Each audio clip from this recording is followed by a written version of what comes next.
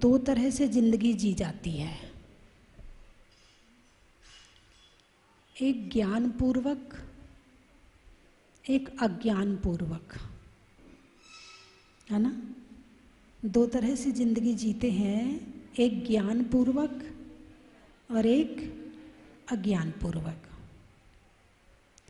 ज्ञान पूर्वक जिंदगी कैसी है और अज्ञान पूर्वक जिंदगी कैसी है, शायद मुझे ज़्यादा बताने की ज़रूरत नहीं है, सब समझते हैं। ज्ञान पूर्वक जिंदगी कैसी होती है अच्छी तरह से जानते हैं। अज्ञान पूर्वक जिंदगी बता देती हूँ। जब अज्ञान पूर्वक की बता दूंगी तो ज्ञान अपने आप समझ में आ जाएगा, है ना। अंधेरे का वर्णन करूंगी तो उजाला अपने आप समझ में आ जाएगा। भाव परिवर्तन, चर्चा चल रही है परिवर्तन की, तो भाव परिवर्तन, कौन सा परिवर्तन? भाव। आज इसकी चर्चा करेंगे। अभी तक हम कहाँ टाइम पास कर रहे थे? कहीं तो थे ना। क्या कर रहे थे? ज्ञान प्राप्त कर रहे थे? नहीं। तपस्या कर रहे थे? नहीं। तो किसी भगवान के समूह में गए थे? नहीं। तो क्या कर रहे थे? कुछ तो कर रहे होगे, टाइम पास कर रहे थे। तो ये टाइम पास कहाँ कर रहे थे? भाव परिवर्तन में टाइम पास कर रहे थे। कहाँ कर रहे थे? भाव परिवर्तन। अब आप कहोगे ये भाव परिवर्तन क्या होता है? एक भाव से दूसरे भाव में गए, दूसरे भाव से यानी गति, भाव यानी गति, एक गति से दूसरी गति में, दूसरी गति से तीसरी गति में। तो वहाँ क्या कर रहे थे?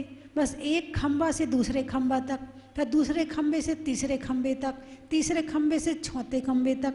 इस बीच में क्या किया? कुछ नहीं किया, बस जाना और आना, टाइम पास। क्या कहेंगे इसे? Time pass. अब ये भाव परिवर्तन होता क्या है, बड़ी गहराई से समझना पड़ेगा आपको कि भाव परिवर्तन क्या होता है। चार गतियां होती हैं, नरक, देव, पशु, मनुष्य। चार गतियां होती हैं, है ना। मान लो आप नरक का वर्णन करते हैं, नरक से शुरू करते हैं, तो नरक में गए कि नहीं गए? अनंत बार गए हैं। कितने बार? जिसका कोई अंत नहीं, इतने बार गए हैं। बस बात इतनी है कि जब एक भाव से दूसरे भाव में जाते हैं तो हार्डवेयर भूल जाते हैं, सॉफ्टवेयर के रूप में कर्म चले जाते हैं, इसलिए याद नहीं रहता है, भूल जाते हैं, है ना। तो भाव परिवर्तन, जैसे नरक की सबसे कम आयु कितनी है? 10,000 वर्ष। कितनी है? जघन्य आयु कितनी है? 10,000 वर्ष।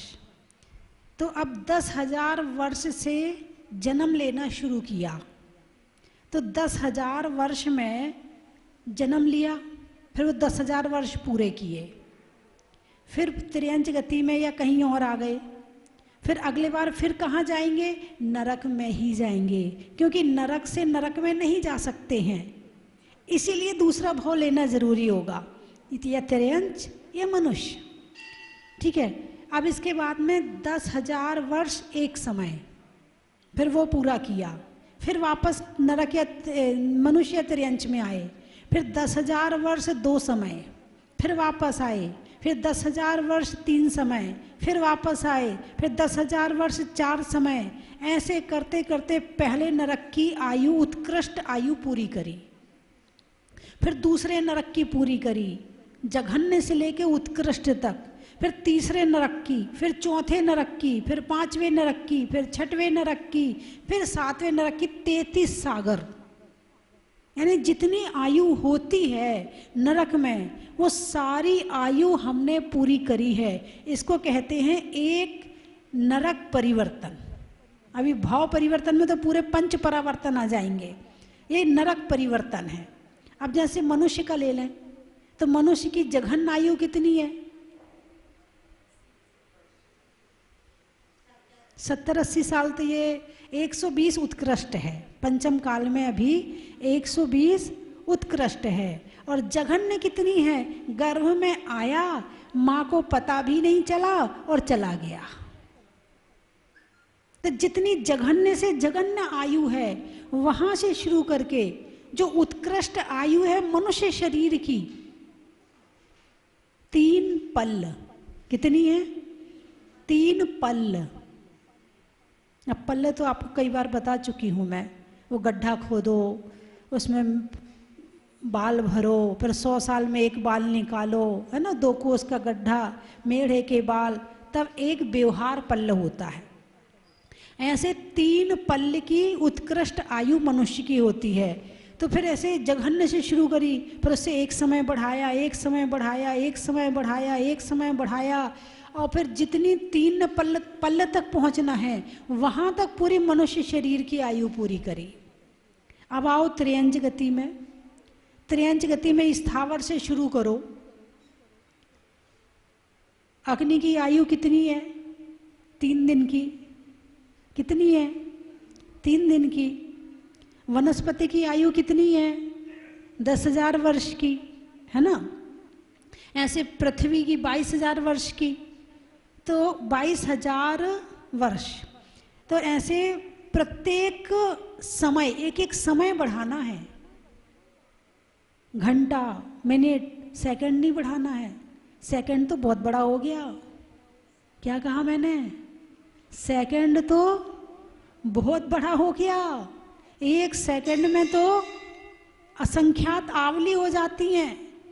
और असंख्यात आवली का जो सबसे छोटा हिस्सा है, सबसे जिसका दूसरा हिस्सा ना किया जा सके, उसका नाम है एक समय। एक समय इतना छोटा। और जब आयु बढ़ती है तो 1 घंटा या 1 दिन 1 सेकंड नहीं, 1 समय, यानी 1 सेकंड पूरा करने में तो असंख्यात आवली। कितनी? यानी 1 सेकंड में तो असंख्यात बार जन्म ले लेगा और मृत्यु को प्राप्त कर लेगा। 1 सेकंड में असंख्यात। कितना? और असंख्यात की भी क्या संख्या है?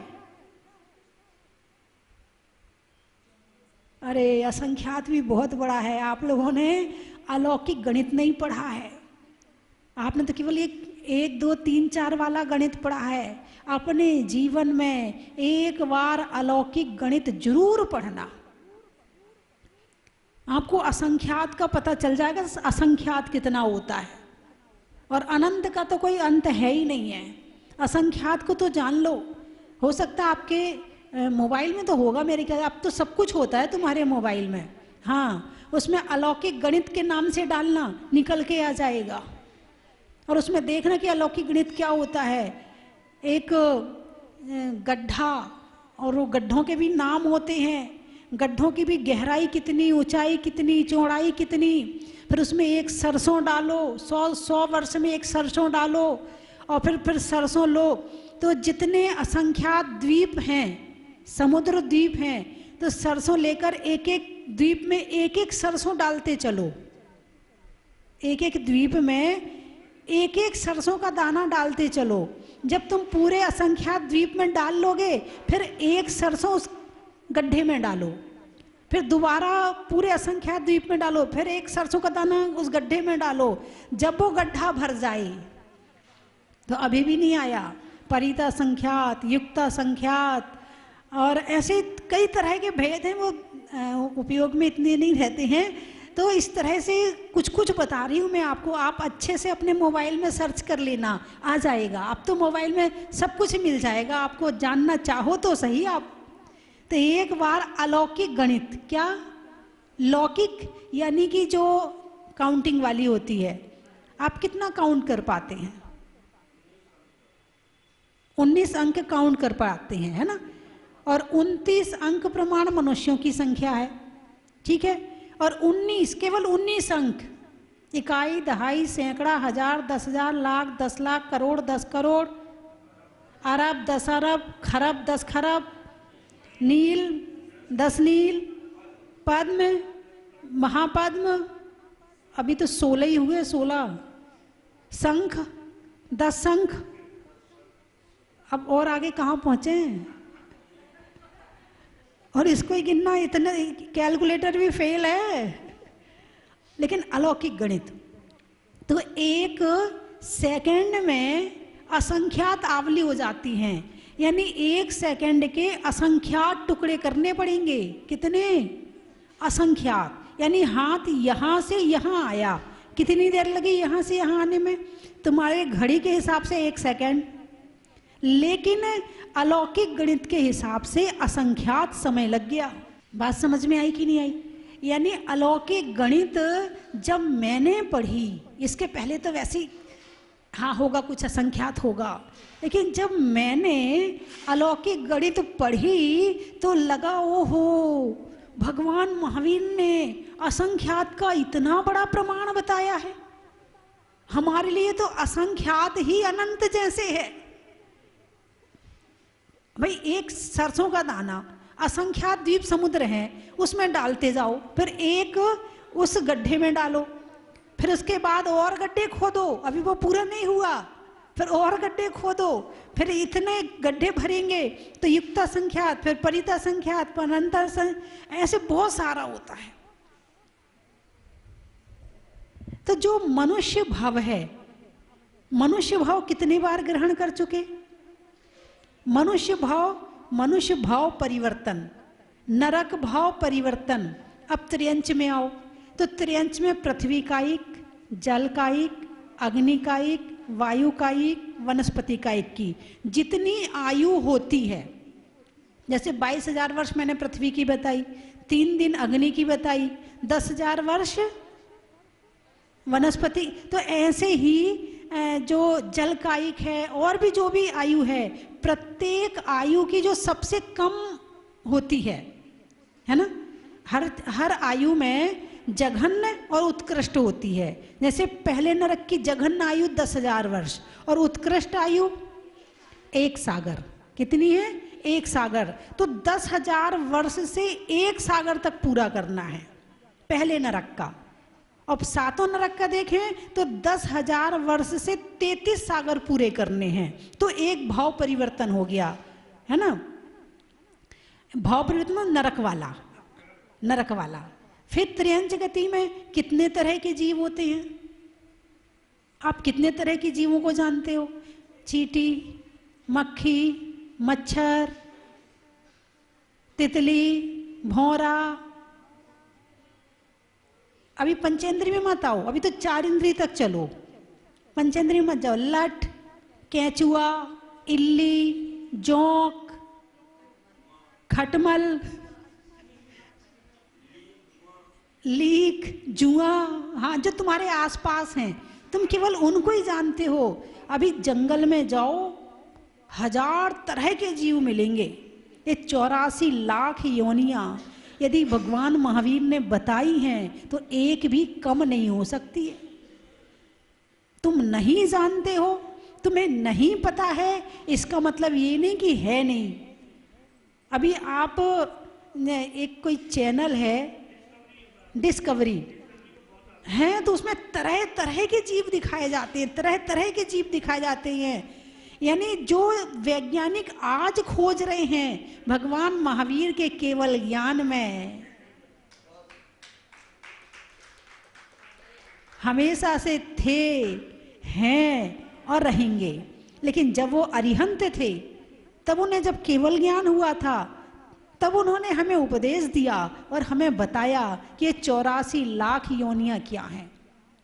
अब त्रियंच गति में जितने तरह की पर्याय होती हैं, जितने तरह की, पेड़ की 10,000 वर्ष आयु, तो कम से कम अंतर्मुहूर्त और अधिक से अधिक 10,000 वर्ष। तो अंतर्मुहूर्त फिर 1 समय, फिर अंतर्मुहूर्त 2 समय, अंतर्मुहूर्त 3 समय। ऐसे हमने वृक्ष की पूरी आयु करी है, ऐसे अग्नि की पूरी आयु करी है, ऐसे हमने वायु की आयु पूरी करी है, जल की आयु पूरी करी है। समुद्र है, कितना बड़ा है, हैं? एक बार उस समुद्र में पैदा हो गए बस वहीं मरते रहो, जन्मते रहो। लाखों करोड़ों वर्ष निकल जाएं पता भी नहीं चलता। लाखों करोड़ों वर्ष, यहाँ तो 70-80 साल की आयु बहुत लंबी लग रही है। जल कायिक बने तो हजारों करोड़ों वर्षों तक वहीं पड़े रहे, वायु कायिक बने तो वहीं पड़े रहे, पृथ्वी कायिक बने तो वहीं पड़े रहे। अब इस समुद्र कितना बड़ा है। अब आपने भारत के तट पर जन्म लिया, फिर अमेरिका वहां से कितनी दूर है, फिर वहां से जन्म लेते लेते एक एक कदम आगे बढ़ते बढ़ते बढ़ते बढ़ते बढ़ते बढ़ते अमेरिका तक पहुंचो। क्षेत्र परिवर्तन में यही तो आया था कि क्षेत्र परिवर्तन में ये बताया था कि तीनों लोकों का जो जितना आकाश प्रदेश है, हमने हर प्रदेश को अपना जन्म स्थान बनाया है।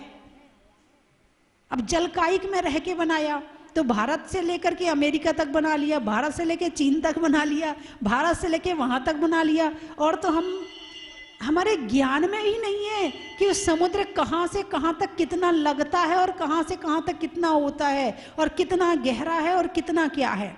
एक बार जल कायिक जीव बन गए तो ये समझो कि फिर वहां से निकलना बड़ा मुश्किल है। एक इंद्रिय से निकले तो लट केंचुआ बने तो वहीं पूरा भाव परिवर्तन में चलते रहे। वहाँ जो उनकी जघन आयु वहाँ से शुरू करी तो वहाँ से फिर चलते चलते चलते उत्कृष्ट आयु पूरी करी, फिर भी जरूरी नहीं, फिर उसके बाद अगली में पहुँच जाएंगे। केंचुआ में लट से निकले तो केंचुआ में पहुँच गए, केंचुआ से निकले तो इल्ली में पहुँच गए, इल्ली से निकले तो 3 इंद्रिय में पहुँच गए, 3 से निकले तो 4 इंद्रिय में पहुँच गए। और बस ऐसे भाव परिवर्तन करते रहे करते रहे करते रहे। ये जो हमारा मनुष्य इस समय चल रहा है ना, मनुष्य पर्याय, कहीं एक भाव परिवर्तन का ही तो काम नहीं चल रहा है। ऐसा तो नहीं है कि जो पंच परावर्तन में भाव परिवर्तन चल रहा हो उसी में हमारा ये भाव चल रहा हो। लेकिन यदि चल भी रहा है और इस शरीर में जैन कुल मिलने के बाद में, ये सब कुछ मिलने के बाद में आपने धर्म पुरुषार्थ कर लिया, बस वहीं से भाव परिवर्तन कट हो जाएगा और आपका पुरुषार्थ आपको मोक्ष ले जाएगा। और नहीं किया तो बस जैसे वो पहले एक वो चलता था, आप लोगों ने धोकनी बोलते थे, धोकनी, वो एक लुहार आता था और वो यूं यूं करता था तो उसमें हवा भरते थे और वो हवा भरने से अग्नि जलती थी, तेज होती थी। पुराने लोगों ने देखा होगा, अब तो नए लोगों ने नहीं देखा है ना। हाँ, तो वो ऐसे वो सड़क के किनारे बैठ जाता था, सब अपने पीतल के बर्तन लेके आते थे, उस पर स्टील का करवाते थे, पॉलिश होती थी, है ना। तो वो हवा भर, धोकनी बोलते थे, धोकनी उसको, हवा भरते थे। तो उस धोकनी का क्या काम है? बस हवा भरना। क्या काम है उसका? काम क्या है? हवा भरना और छोड़ना। अरे बोलिए ना, हवा भरना और छोड़ना। इस शरीर में हवा भर रहे हैं और छोड़ रहे हैं। और यदि हम अपने जीवन में धर्म पुरुषार्थ नहीं करते हैं तो उस धोकनी से ज्यादा हमारी कोई उपयोगिता नहीं है। केवल संसार के लिए जी रहे हैं, केवल पाप करने के लिए जी रहे हैं, केवल अपनी अज्ञानता में आयु को खत्म कर रहे हैं। तो उस धोकनी में और हम में कोई अंतर नहीं है। वो भी हवा भरती है और छोड़ देती है, हम भी हवा भरते हैं और छोड़ देते हैं। कुछ भी अपने जीवन को सफल बनाने के लिए कोई प्रयास नहीं करते हैं। ऐसे ही कौन कौन सा हो गया? 4 इंद्रिय तक आ गए, अब पंचेंद्रिय में आओ। पंचेंद्रिय में कितनी तरह की चिड़िया हैं, कितनी तरह के कबूतर हैं, कितने तरह के शेर हैं। शेर भी कई तरह के होते, सबकी अनेक जातियां। कह दिया शेर तो शेर अभी एक तरह का नहीं है। शेर भी बब्बर शेर अलग है और वो केसरी शेर अलग है, टाइगर अलग है, चीता अलग है ना, बाघ अलग है, तेंदुआ अलग है ना, अष्टापद अलग है। अष्टापद, अष्टापद को जानते हो? एक तेंदुआ होता था पहले, अब नहीं होता है। उसके 8 पैर होते थे, इसलिए इसको कहते थे अष्टापद। और जो अष्टापद कैलाश पर्वत का नाम है, वो भी इसी वजह से शायद पड़ा होगा। 8 चोटियां रही होंगी उसकी, तो इसलिए उसको अष्टापद कहने लगे। तो अब शेर की आयु पूरी करी, तेंदुआ की आयु पूरी करी, चीता की आयु पूरी, और आयु में भी नहीं कि एक बार जन्म ले लिया बस, नहीं, जघन्य आयु से उत्कृष्ट आयु तक एक एक समय को बढ़ा करके वो पूरा करते गए। और उनमें भी यदि बीच में एक गड़बड़ हो गया तो फिर वापस शुरू करो। जैसे नरक में एक समय बढ़ा बढ़ा के चलते गए चलते गए चलते गए चलते गए, और यदि बीच में एक कहीं गड़बड़ हो गया कि 10,000 वर्ष और एक समय होना था, लेकिन 10,000 वर्ष और 10 समय की आयु में आ गए आप, तो वो 10,000 वर्ष से फिर से शुरू करनी पड़ेगी। हाँ, ऐसा नहीं है कि फिर 10,000 वर्ष से 10 समय कर लिया है तो 11वें में पहुंच जाओगे, नहीं, फिर 10,000 वर्ष की दोबारा करो, फिर 10,000 वर्ष से एक समय, 10,000 वर्ष से 2 समय, ऐसे करके पूरा फिर से शुरू करना पड़ेगा। भाव परिवर्तन है ना, द्रव्य परिवर्तन से बड़ा क्षेत्र परिवर्तन, क्षेत्र परिवर्तन से बड़ा काल परिवर्तन, काल परिवर्तन से बड़ा भाव परिवर्तन, और भाव परिवर्तन से बड़ा भाव परिवर्तन है। इन 84 लाख योनियों में जहाँ जहाँ जितने तरह के जीव हैं, उतने तरह के जीवों में जघन्य और उत्कृष्ट आयु को पूर्ण करते हुए हमने आज तक भाव परिवर्तन ही किया है। इसके अलावा हमने कुछ भी नहीं किया है, बस टाइम पास है। भाई तुम्हारे पास आज समय नहीं है, तुमसे कहेंगे प्रवचन में आकर क्या करें माता जी, दुकान जाना पड़ता है ना, नहीं आ पाते हैं। प्रवचन में माता जी बच्चों को स्कूल भेजना पड़ता है ना, हम नहीं आ पाते हैं, टाइम नहीं है, हमारे पास फुर्सत नहीं है। क्या नहीं है?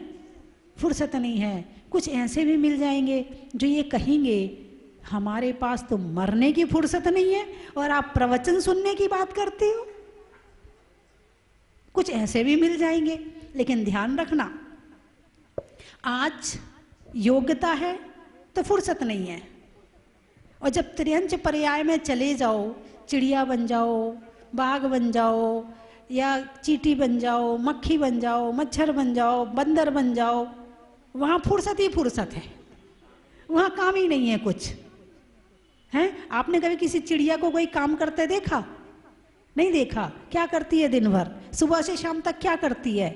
इधर से उड़ेगी, वहाँ बैठ जाएगी, वहाँ से उस डाल में चली जाएगी, वहाँ से वहाँ बैठ जाएगी, फिर कुछ दाना चुग लेगी, फिर वहाँ से पट्टी पे जाके बैठ जाएगी, वहाँ से थोड़ा ऊपर उड़ाएगी, फिर वहाँ से वहाँ चली जाएगी।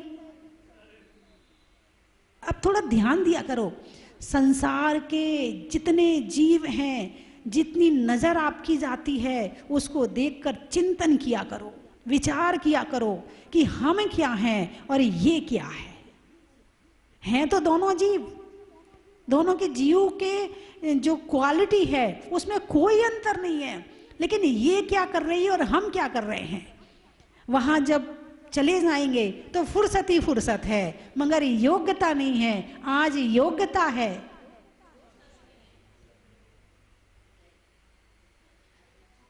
और बताऊं आपको, लोग कहते हैं ना मरने की फुर्सत नहीं है, है ना? क्या कहते हैं? मरने की फुर्सत नहीं है। एक भाव ऐसा भी है, एक भाव ऐसा भी है जिसमें मरने से फुर्सत नहीं मिलेगी। अभी मरने की फुर्सत नहीं है, फिर मरने से फुर्सत नहीं मिलेगी। एक श्वास में 8-10 बार जन्म्यो मरियो भरियो दुख भार। आप जरूरी नहीं है कि शास्त्र पढ़कर ही चिंतन जागृत हो। संसार के जितने जीव रास्ते में चल रहे हैं, कोई गाय है, गाय के चेहरे को ध्यान से देखो, इसके चेहरे पे प्रसन्नता है कि उदासी है, उसके आंख से आंसू भी बहते हैं, आपने कभी ध्यान दिया हो तो।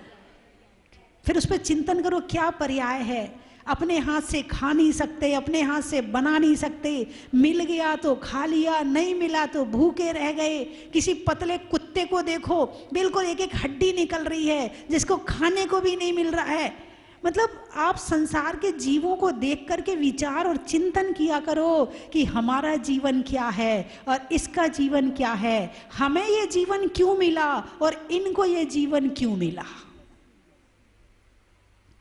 यदि आप उनको देखकर ही चिंतन करोगी ना तो समझ लो तुमने शास्त्र पढ़ लिया। शास्त्र में क्या लिखा है, यही तो लिखा है। इनने क्या किया था, कषाय करी थी, मायाचारी करी थी, क्रोध किया था, है इन्होंने क्या किया था, इसलिए तो इस पर्याय में आए हैं। कहीं हम तो ये काम नहीं कर रहे। यदि हम करेंगे तो हमें भी इस पर्याय में आना पड़ेगा, इसलिए मैं ऐसा काम नहीं करूंगा। लो सुधर गए। अभी शास्त्र पढ़ा नहीं है मगर देख करके सुधर गए। मैंने एक दिन बताया था, उत्तम पुरुष वो होता है जो दूसरों को देख के सुधर जाता है।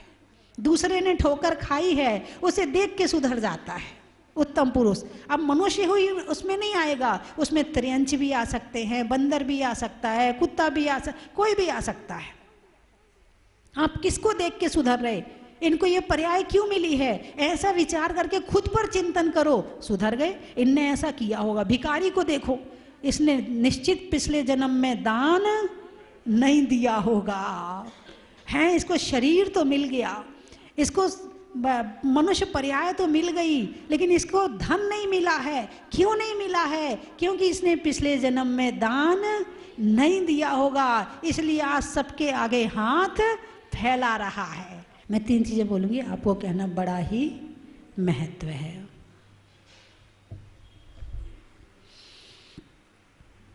रसोई में बर्तन का, बच्चों में नर्तन का, और नहीं होने में भाव परिवर्तन का, नहीं होने में पंच परावर्तन का, सब्जी में जीरा का, रत्नों में हीरा का, और केवल ज्ञानी भगवान के ज्ञान देने में महावीरा का।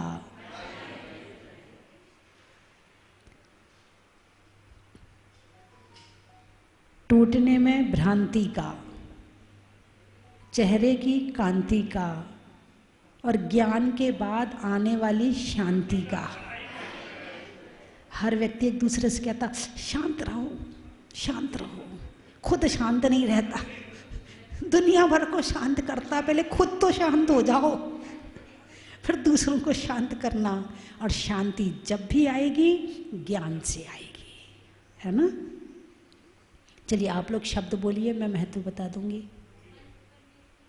पंच परमेष्ठी का, अच्छा। ट्रेन में टीटी का, घर में बेटी का, और हमारे पूजनीय पंच परमेष्ठी का। मौन का, हाँ चुप रहना चाहिए। मंत्रों में ओम का, प्रश्नों में कौन का, और लेने में मौन का। सास साधना, अच्छा। अनाज में चना का, छोड़ने में कामना का, और करने में आत्म साधना का। अच्छा। कर्म के हरने का, त्याग के वरने का, और जिन जैन धर्म में तत्व का, और छोड़ने में मिथ्यात्व का।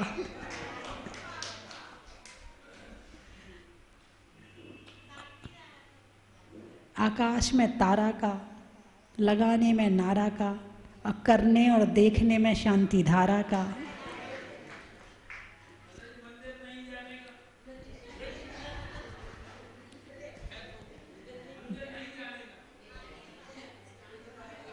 इसका क्या महत्व है आप ही बता दो, हैं? नहीं, इसका कोई महत्व नहीं है, इसका तो महत्व बन ही नहीं सकता है।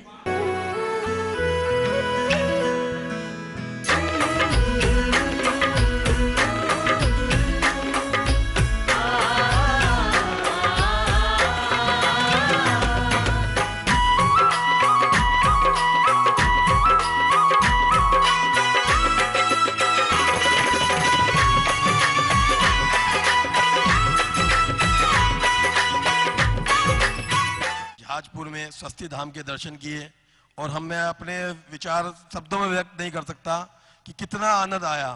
हमने मुनीश्वर भगवान की अतिशारी प्रतिमा का प्रथम अभिषेक किया और आज इतना दिल प्रसन्न है कि मैं आपको ये अपने विचार शब्दों में व्यक्त नहीं कर सकता। आज इतना अतिशयकारी मुनीश्वर भगवान के दर्शन करके मैं अपने आप को बहुत भाग्यशाली महसूस करता हूँ, बहुत ज्यादा।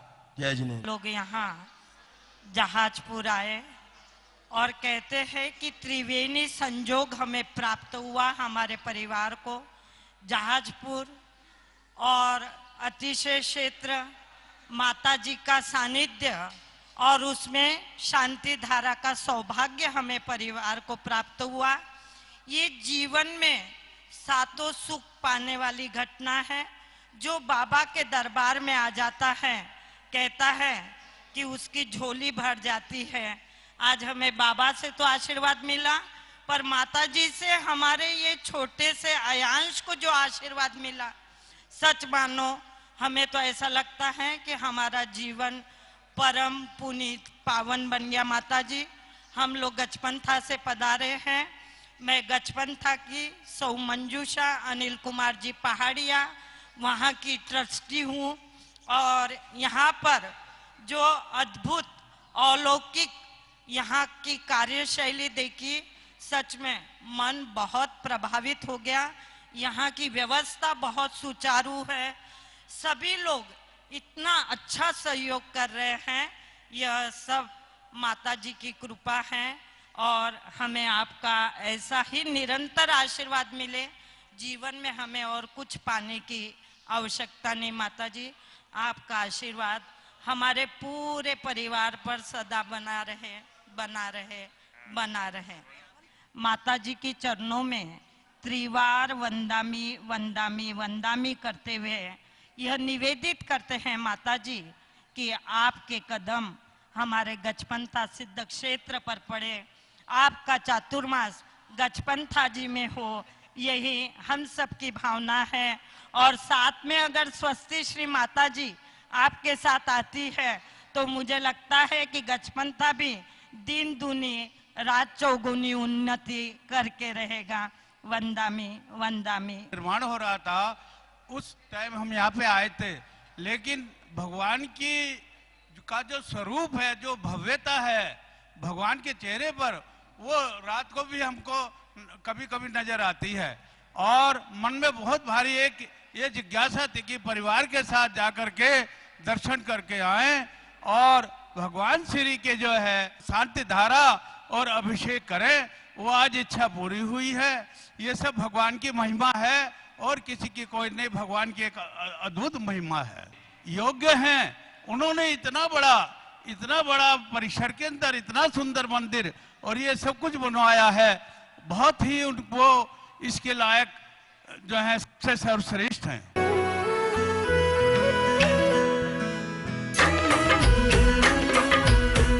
चन की थाल को सजाओ रे आज, रत्नों की थाल को भर लाओ रे आज। आओ आओ करे रे गुणगान आरती भगवन की। आओ आओ करे गुणगान आरती भगवन की। आओ आओ करे रे गुणगान आरती भगवन की।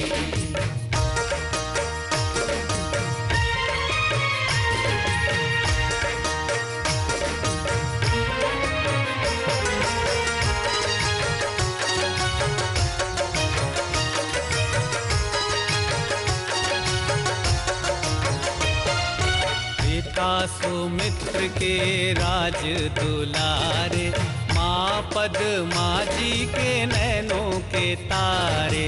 पिता सुमित्र के राज दुलारे, माँ पद्मा जी के नैनों के तारे।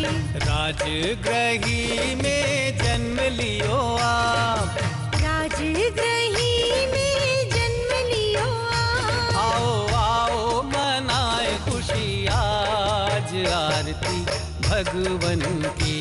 आओ आओ करे गुणगान आरती भगवन की।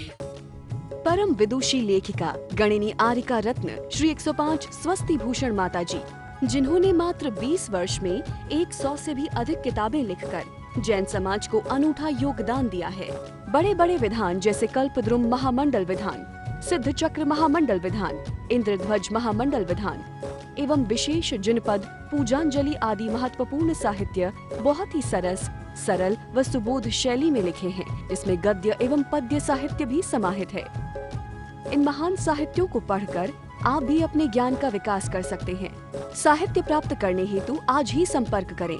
संपर्क सूत्र 7906062500 9868345768।